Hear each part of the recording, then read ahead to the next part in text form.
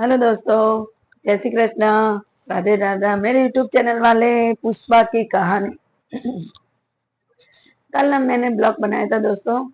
उसमें कहा था कि हम महसाना गए थे रहने के लिए। तो वहां भी बहुत कष्ट आया था, बहुत तकलीफ आई थी दोस्तों। क्या ही बताओ आपको, बहुत सारा कष्ट आए थे। ये पुष्पा ने बहुत सारे दुख देखे हैं दोस्तों, लेकिन अब कुछ करना चाहती हूँ। और आप दोस्तों का साथ मिल जाए तो मैं कुछ भी कर लूंगी दोस्तों। मेरी जनता मेरे साथ होनी चाहिए बस, और कुछ भी नहीं। क्योंकि मेरे साथ तो मेरे नहीं, अपने घर वाले नहीं थे। मेरे पति भी मेरे साथ खड़ा नहीं रहता, मेरी सास भी नहीं, कोई नहीं।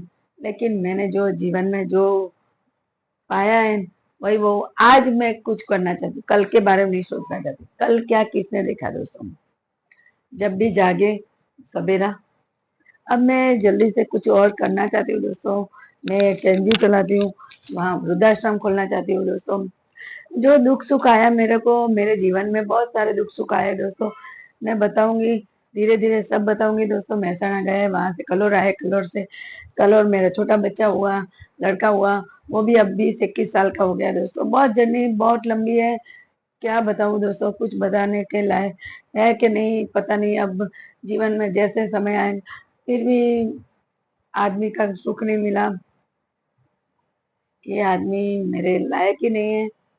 ये अपने आप अपनी सुनता है, पागलों की तरह वहां जाता है। उसकी माँ माँ जहाँ भेजती है वहां जाता है। माँ जहाँ जो कहती है वो करता है, और मुझे तो पूछता नहीं। अब 2 दिन से 3 दिन से वो ऐसे मुझे पूछे बिना पहले 2 दिन गाँव गए, पहले 2 दिन और गए गाँव, 2-4 बार गाँव गए। और पैसे ऐसे खर्च करते जहाँ से मैं कमाता हूँ। मैं कहता हूँ उसका घमंड में से मैं बाहर निकलना चाहती हूँ। वो कमाता है तो उसको कमाने दो। मैं तो अब उस आदमी को नहीं बुलाने वाली दोस्तों। जीवन में सुख दुख क्या, आदमी के बिना कुछ भी नहीं कर सकते दोस्तों। आदमी के हर मुझे क्या, आदमी को क्या चाहिए। 3 बच्चे पैदा कर लिए, बहुत हो गया। अब मैं अकेली जीना चाहती हूँ दोस्तों। और एक आश्रम खोलना चाहती हूँ, वृद्ध आश्रम, जहाँ जाके मुझे सुकून से माता श्रीयों, बहुत बुढ़ी हो गई है माता श्रीयों, उन लोग माता श्रीयों के पास रह के आश्रम में ठंडी हवा खाना चाहती हूँ। और भगवान परमात्मा का नाम लेना चाहती हूँ। और ये झंझट से बाहर निकलना चाहती हूँ दोस्तों। मुझे ये दुनिया, ये लोगों से मतलब ही नहीं। अब मैं 2 साल से मैं अपनी सास को नहीं बुलाती, लेकिन मेरा पति वहां जाता है। उसकी बहन वो घर जमाई आ गई है। तो अब क्या मतलब है दोस्तों।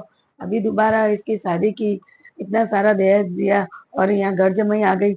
ऐसी माँ सास वो मेरी नहीं हुई। मैंने इतने साल से उनकी देखभाल की, उनको संभाला, वो मेरी नहीं हुई।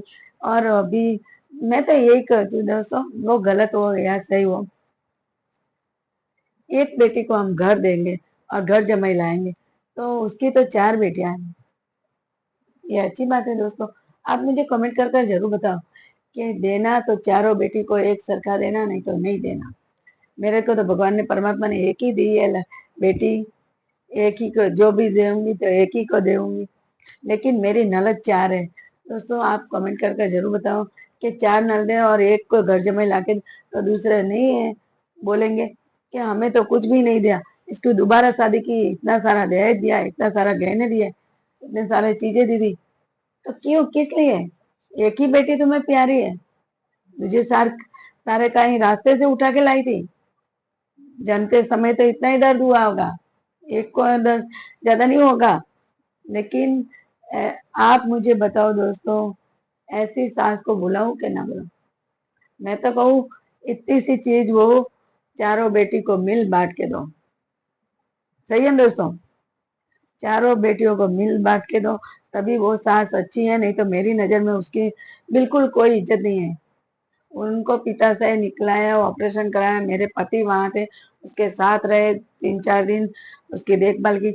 मैं देखने भी नहीं गई। मुझे परमात्मा माफ करे।